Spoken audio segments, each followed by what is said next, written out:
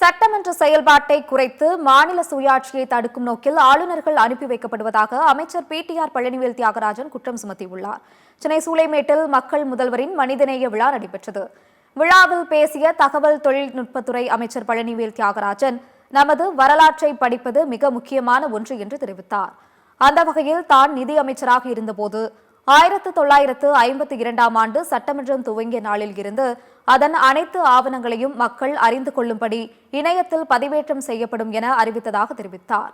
மேலும் ஆளுநருக்கு எதிராக வரலாற்று சிறப்புமிக்க தீர்ப்பை உச்ச நீதிமன்றத்தில் முதலமைச்சர் மு.க.ஸ்டாலின் பெற்று தந்திருப்பதாக கூறிய பிடிஆர் பழனிவேல் தியாகராஜன், சட்டமன்ற செயல்பாட்டை குறைக்கும் வகையிலும் சுயாட்சியை தடுக்கும் நோக்கிலும் ஆளுநர்கள் அனுப்பி வைக்கப்படுவதாக குற்றம் சுமத்தினார்.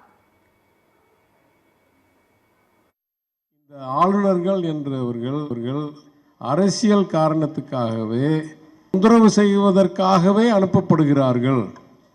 சட்டமன்றத்துடைய செயல்பாட்டை ஏதாவது ஒரு வகையில் குறைக்கணும், சுயாட்சியை தடுக்கணும் என்றதற்காகவே இவர்கள் அனுப்பப்படுகிறார்கள்.